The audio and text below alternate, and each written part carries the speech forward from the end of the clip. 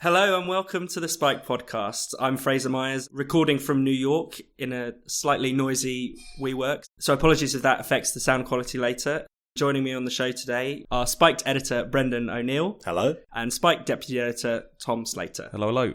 Coming up today, Notre Dame, Eleanor Mar and Roger Scruton. It has stood on the banks of the River Seine for more than 800 years. Tonight, Notre Dame Cathedral in Paris is completely engulfed by fire. This is the moment when that spire, La Flèche as it's called, crashed to earth. A building that has been a symbol of France itself for 900 years. A building of such beauty and renown that it truly belongs to the world. On Monday, Notre Dame Cathedral went up in flames. The cathedral's iconic spires collapsed and the roof was destroyed. Completed in the 13th century, Notre Dame's foundation stones were laid in 1163. It had survived religious wars, revolutions, and even Nazi occupation. Brendan, why has the destruction of Notre Dame touched such a nerve? I think it's an incredibly tragic event. I think it's obviously such an important building, as many people have pointed out, not only religiously, but historically, in terms of the architectural achievements, the length of time it's been there, the sense of permanence it gives to France and to Europe itself, I would say, and all of the things it contains, which are religious relics, amazing works of art, the rose windows, which contain the same stained glass that was put there 800 years ago by Parisian glass workers. All of that means that it is one of the most permanent symbols in Europe. And, people often think of France and they think of the Eiffel Tower, but of course the Eiffel Tower is very new and modern. And is an amazing feat of engineering, of course, but Notre Dame is entirely different. And I was surprised to read, in fact, that it's the most popular tourist destination in Western Europe. But that actually makes sense, given its history, the way it's been dramatized in various works of literature, and what it contains. So I thought it was very important. I thought the outpouring of concern for it was really interesting because, of course, there's always the temptation to think that people are looking for a huge event around which to get emotional, but I think that would have been far too cynical a response, because I think what people recognized in the burning of this building was the importance of tradition and legacy and history and all the things that we are a bit sniffy about these days, particularly the political and cultural elites tend to be quite sniffy about them. And you could hear that in the things that people were saying, particularly French people who were interviewed on TV and people in general online. What they were saying was, this is an old building, this is an important building, this is a meaningful building, and it's really terrible that it's caught fire. So I think that it spoke to a yearning for a sense of human legacy and a sense of understanding where we come from as a species. And I really got a sense of that from a lot of the concern that came out. Tom? Yeah, I think it was interesting how it struck a lot of people in a really visceral way. So primarily, obviously, people in Paris. If you watch some of the footage of when the spire falls, there's just this enormous audible gasp. And you just kind of think how central that is, obviously, to the Paris skyline and to people in Paris. But then, of course, then you get this kind of ripple across social media where loads of people respond to this in an incredibly personal way.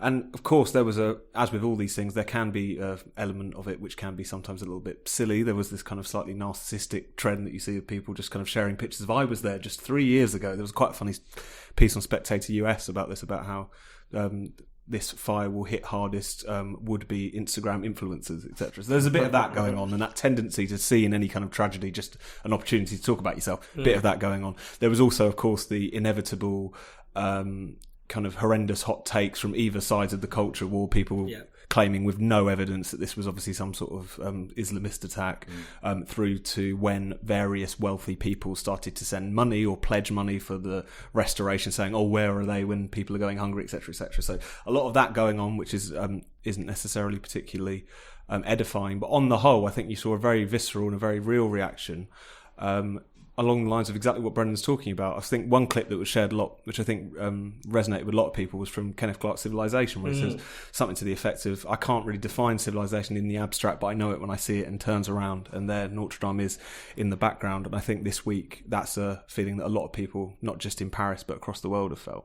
One thing that was really striking, and you wrote about this week, Brendan, is what a rebuke the fantastic Notre Dame Cathedral is to those who take on this kind of year zero attitude to history. You know, if you think about the way Europe is talked about as if it began in 1945 or even perhaps in the 1950s with the European Union, you know, people are quite happy to raise statues to the ground. I think absolutely. I think, you know, we live in a year zero culture. There is a lot of people who look at the past as a very shameful thing, you know, full of horror and war and imperialism. And, you know, there's all these efforts to force the British government to institute, you know, imperialism studies in schools and teach kids about slavery, basically, you know, teach them how awful we are. And I'm sure there is unquestionably a similar process in France, which is kind of often consumed by self-loathing these days. So there's all that. There's a real sense of distance from the past and fear of the future. That's the irony of the times we live in. So we live in an era of presentism. Everyone is just meant to be in the moment because the past is seen as this horrific thing where everyone was racist and murderous and crazy, and the future is seen as this terrible thing which humans are going to destroy with our carbon footprint. So we have a very presentist approach to everything. So when you see something like Notre Dame, which is just, you know, the stone expression of human history itself, and you see it in flames, that does have an impact on people more broadly who don't particularly like the presentist outlook and who do appreciate the past and what it gave us, which is pretty much everything that we have. So I thought that was really important kind of slap in the face to the year zero intolerance that we live under. I think one thing that will be interesting is what France does now in relation to Notre Dame. I do think there will be a lot of confusion as to what to do to it and with it over the next 5 years as they're rescuing it from the ashes inside the building. You know, Rolling Stone this week had an article saying that the whole of Notre Dame needs to be rethought, and it can't just go back to being Christian structure. It can't just go back to being what it was. It has to be rethought as a modern symbol. And there was a real pushback against that. You know, some people online saying, what do you want, a mosque? And things like that, which I thought was quite funny. A multi-faith prayer room. Multi-faith, all that stuff. So the pushback was quite heartening. People saying, look, leave it alone. But I think we'll see more of that. And, you know, Ben Shapiro this week, and I'm not a massive fan of Ben Shapiro, but he made the point that it's a symbol of Judeo-Christian culture. And he got so much flack, and people actually were saying to him, there's a piece in the Washington Post accusing him of Islamophobia simply for using the phrase Judeo-Christian, even though it's patently obvious to everyone what that means and that it is correct in relation to somewhere like Notre Dame. So I think at the moment there's a lot of shock, there's a lot of concern, and I think that is pretty widespread. I think the hot takes Tom's talking about are at the moment quite small. Restrained. But I think more of that's going to come out. I think the confusions of the contemporary period probably will be expressed in the next few weeks as people start talking about where now for Notre Dame. And can you imagine today, and just on this point about presentism, you know, anyone building something that they could imagine is going to last 1,000 years, that, you know, 1,000 years in the future that would want to pass on from, you know, whether it's today's miserable architecture or anything like that. Well, the point was that Notre Dame was intended to last forever. I mean, the people who built it genuinely thought to themselves, this will last forever. And there's so little of that kind of sense of, you know, making such an imprint on the human surroundings. There's very little sense of that these days. It's interesting as well, talking about the kind of year zero mentality, because that mentality is by its nature kind of more nihilistic than anything else. Like it just wants to kind of raise things to the ground. And it was interesting as well, there were a lot of stories circulating in the wake of the fire about the kind of spate of attacks on churches, and particularly Catholic churches in France, that have been going on, kind of spiking over recent months. And what's interesting is that obviously people make assumptions about who is doing that, but a lot of it is apparently coming from feminist groups going in and knocking over Virgin Mary statues, etc., etc. And it's just interesting how, you know, whether it was, you know, ISIS storming into Palmyra and pushing over ancient relics, it's actually relatively mainstream in certain political circles, this idea that these idols have to be destroyed. And in a weird way, and I think we see it in everything from, you know, these apparent feminists who have been rampaging around churches through to something like the Rose Must Fall movement in Oxford, is fundamentally an expression of self-loathing about your own society, but not really anything future orientated, as you say, not really anything that's about expressing something about who we are as a society now and wanting to build something that is for the future. There's something about the current period which is all about wanting to forget about the past, destroy the past, raise any of its traces kind of to the ground, but with no real clear idea of what a better society, a better symbol in that sense looks like.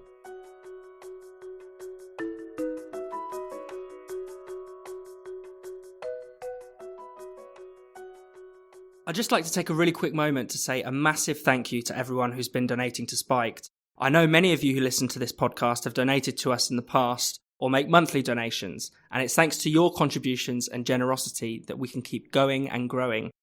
Spiked has some very exciting plans for the year ahead with our podcasts, and we need the help of listeners and readers like you to make them happen. So, if you haven't before, please do consider making a donation, or even better, setting up a monthly donation. It's really easy to do. Just go to spiked-online.com and click the red donate button in the top right corner. Thank you. Now, back to the show. Democratic Congresswoman Eleanor Mar has been widely condemned for her remarks on 9/11, summarising the terror attacks as "some people did something." Her defenders say her remarks have been taken out of context. Not only that, they argue that the attacks on Omar are racist and act as an incitement to violence. Tom, what did you make of Eleanor Mar's remarks? I think they were definitely strange. I think she does struggle from the position on some level at the moment in which she has invited a higher level of scrutiny, largely because of the things that she has said in the past. In some cases apologised for them, in other cases not. I mean, this has been rumbling on for a long time now. Just to sort of remind people, in 2012 she tweeted that Israel had hypnotised the world, drawing a lot of accusations of anti-Semitism when those things were dug up. She kind of half apologised for that. She later suggested that the reason so many people in US Congress were pro-Israel was because of money, that it was all about the Benjamins, again seeming to echo anti-Semitic tropes. And her response to a lot of these scandals has often been to apologise, but then also to kind of double down in a sense and to suggest that the attacks on her are largely Islamophobic in nature, that this is about the establishment, as it were, just wanting to reject this new generation of freshmen congressmen from all various different diverse backgrounds, of which she's very much a part, alongside people like Alexandria Ocasio-Cortez. So you get into this situation where she says something that is really strange. I mean, when just given the amount of scrutiny that is put on her, you would think that she would have chosen her words more carefully, describing this terrorist atrocity, which still resonates and horrifies so many people in this country, as something done by some people. And whilst you could say that maybe some people were, again, inevitably in the political climate we're in, people are going to take certain comments and use them to score political gain. But there was something very odd about it. And I think that, if anything, her tendency to double down after the fact and to just use this as an opportunity to kind of burnish her own victimhood, really, again, makes you suspicious about what her real intent is in all of this. So I think it was an odd comment. Was it explicitly making fun of 9/11? Maybe not.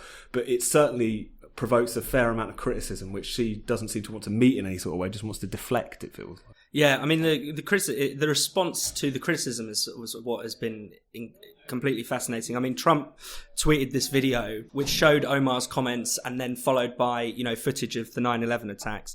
Okay, not big, not clever.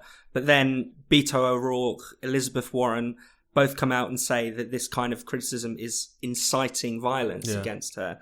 AOC said this is an incitement of violence against a progressive woman of colour. The media are constantly reporting that there's been a rise in death threats against Omar. And there's just this insinuation that, any criticism of these remarks is an incitement to violence. And it's amazing because it's almost created a kind of moral force field around a politician.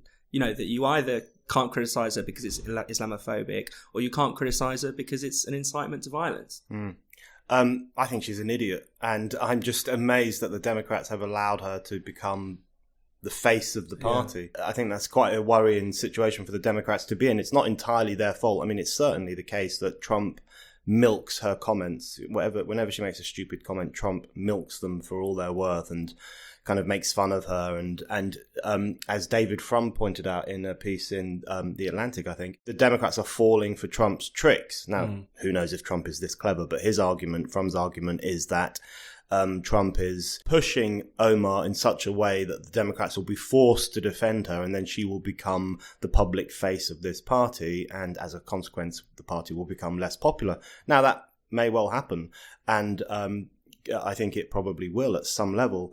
But I think I think her comments definitely minimized 9/11. I think there's no question about that. Were they the most offensive comments in modern American politics? No, but absolutely they minimized 9/11, and she minimized 9/11 to the end of exaggerating the explosion of Islamophobia after 9/11. So people say you've got to listen to her comments in context. Well, if you listen to the comments in context, she brushes aside 9/11 in order to focus obsessively on the explosion of Islamophobia after 9/11, which is largely a myth. So her comments were incredibly problematic and will annoy a lot of American people.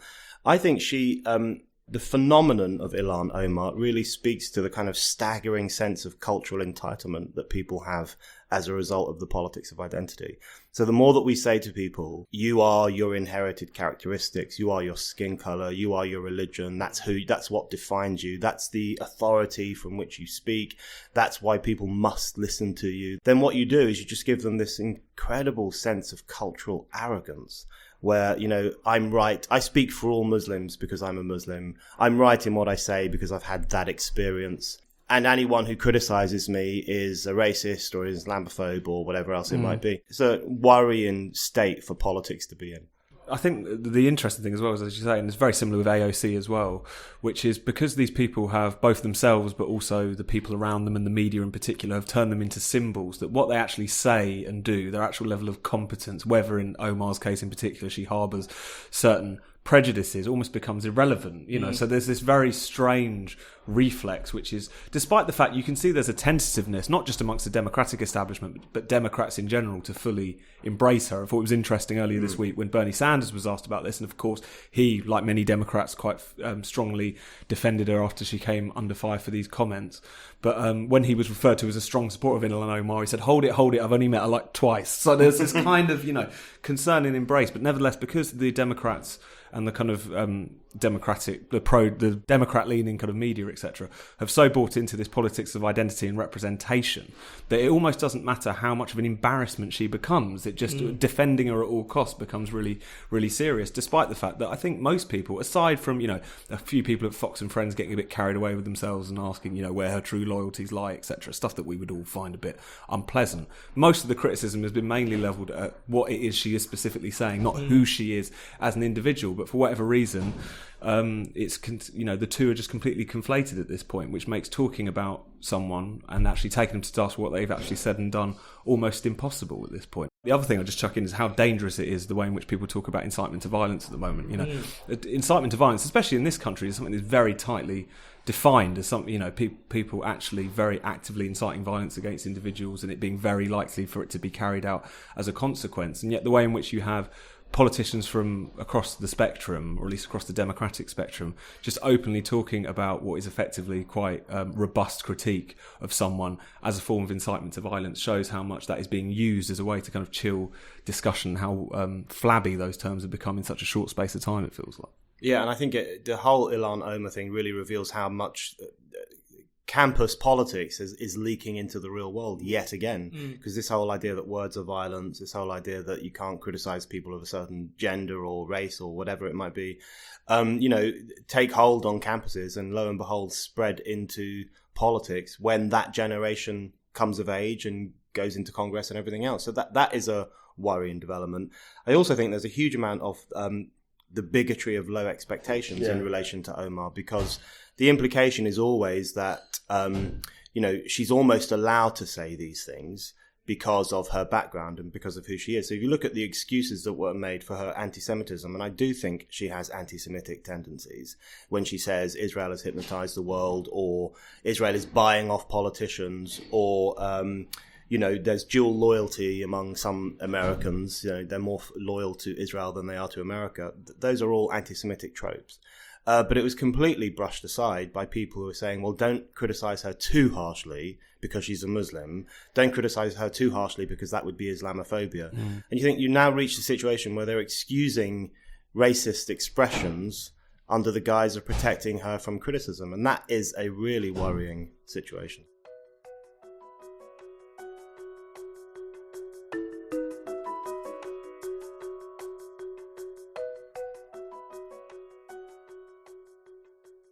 Hi there. I hope you're enjoying the Spike podcast so far. And if you are, why not help us spread the word by giving us a rating and a review with your podcast provider? It won't take long, but it will make a huge difference for us. So we'd be massively grateful if you could take a tiny bit of your time to give us a rating and a review. Right, now back to the show. Last week, Roger Scruton was sacked as a government advisor following an interview in the New Statesman. Scruton's references to a Soros empire and his description of Islamophobia as a propaganda word to silence debate was seized upon by his critics. The New Statesman's deputy editor, who conducted the interview, shortened and adapted some of Scruton's quotes to make him appear more racist on social media. Eaton also posted a picture of himself celebrating Scruton's sacking with a bottle of champagne. Brendan, what do you make of the hatchet job on Roger Scruton? I think it was outrageous. I'm amazed that he remains sacked from the government. I mean, maybe he doesn't want to go back, but I think the whole thing really stinks. So on the one hand, the interview was a stitch-up. It was obviously designed to get those comments about controversial things.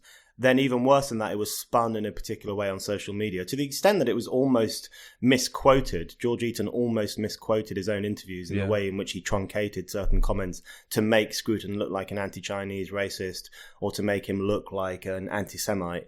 If you read the interview, there is nothing in there that suggests anti-Chinese racism or anti-Semitism. And yet that's how it was spun. And then you have this cowardly, weak-willed, pathetic Conservative Party rolling over in front of the Twitter mob and sacking him. I think that's almost the most shameful part of it, where the Conservative Party can't even stand up for one of the most important conservative philosophers of our times.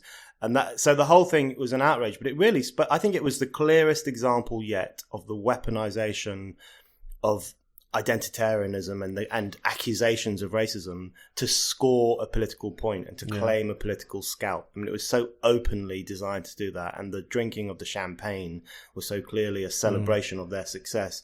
So I think it really calls into question the standards at the New Statesman and the use of journalism more broadly simply to settle political scores. And one thing that's quite interesting is that actually this interview revealed nothing new in a sense. I mean, that's why it read so badly, because it was clearly just, you said this, do you agree with it? And of course, Scruton stood by his his remarks. I mean, it was basically, riffing on an earlier story from BuzzFeed in November last year, which again claimed to have this expose of Roger Scruton, but it was all based on remarks he'd made publicly, from in various interviews, in his columns and things like that. They were just expressions a lot of the time of his conservative views, essentially. And, for me, there's no shortage of irony in the fact that Scruton in the 80s was smuggling basically banned books into communist Czechoslovakia. And eventually he was caught by the government. He was placed on what they called an index of undesirable people. It's extraordinary that in Britain in 2019, he has kind of become undesirable once more and is, even blocked from doing government work. And it's interesting seeing the kind of the well wishes to him kind of pour in from various people, former Czech dissidents, etc. And you just think, what a weird world we're in. It's interesting about the role that the media is increasingly playing on particular commentators now, the New Statesman, it seems, where reporting just and interviewing people is just a political weapon. Like there is obviously journalists are there to hold people to account if they expose certain things about them, which could lead to their sacking. That's all part of the course. But this is a kind of clearly concerted campaign to bring a particular person down. I mean, I thought it was interesting that, if anything, it was kind of surprising this didn't happen earlier, because of course there was a lot of backlash to when he was first appointed to this Building Better, Building Beautiful commission, which was looking into housing. But the other thing that I think it's worth just sort of reminding people about was how obviously a stitch up this was. You had obviously the written interview, but there is no two ways about it that when George Eaton was basically pulling out these quotes from the interview on Twitter, that he was misrepresenting the quotes itself. There's the one quote which he put out. He just said, Roger Scruton on the Chinese : each Chinese person is a kind of replica of the next one, and that is a very frightening thing. What he misses out there is the first half of that sentence, where he's talking about how the Chinese government, the Chinese Communist Party, is making, as he put it, robots out of their own people, enforcing conformity, etc. There is no way that this was just him, trimming so that he could get it within 280 characters. It's so clear, and the fact, it's been, whilst I don't think we want to get into a situation where it's kind of just calls for sackings on all sides, you do wonder how this was allowed to slip through the net and how this behaviour was really allowed to go on. But I think, just to tack on to Brendan's point, the cowardice of the Conservative Party in relation to this really, really is striking. The fact that all it took was one Twitter thread from George Eaton for James Brokenshire, the housing minister, just expel him, I thought was really, really striking. Now, I'm not a Conservative. You would wonder what's the point of a Conservative Party if it wants nothing to do with Roger Scruton. Well, exactly. I mean, it's bizarre. The intolerance towards Conservative views is really remarkable. I mean, I'm with you, Tom. I'm no Conservative. I don't agree with Roger Scruton very much. There was maybe one quote in that interview that made me bristle a little bit, where he's talking about hordes of Muslims coming into Hungary. I thought, well, that's a bit icky. But the rest of the stuff is just pretty normal, conservative thought, isn't it? I think if the Tory party has any remaining lingering sense of itself, it would reinstate him in his position. I really think that's something that they should consider doing. I don't know if they are or not.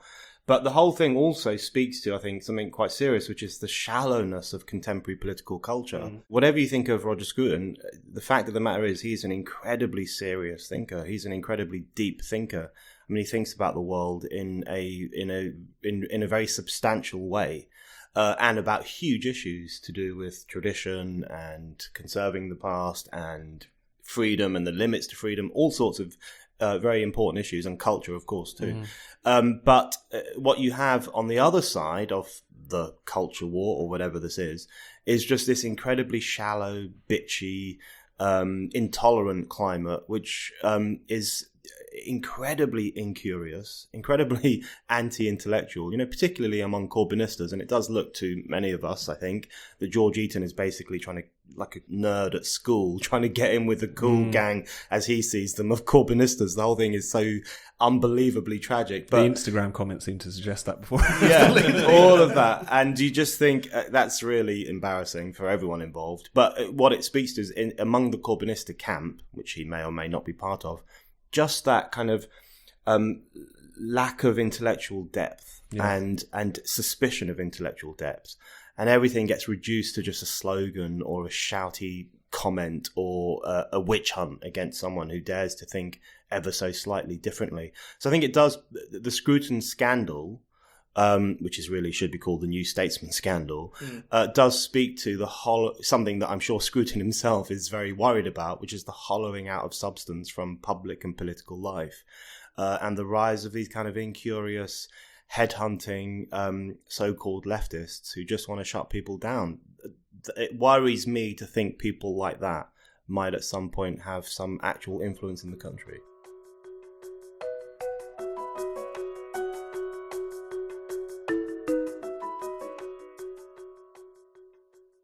You've been listening to the Spike Podcast. If you've enjoyed the show, don't forget to give us a rating, a review, or even make a donation.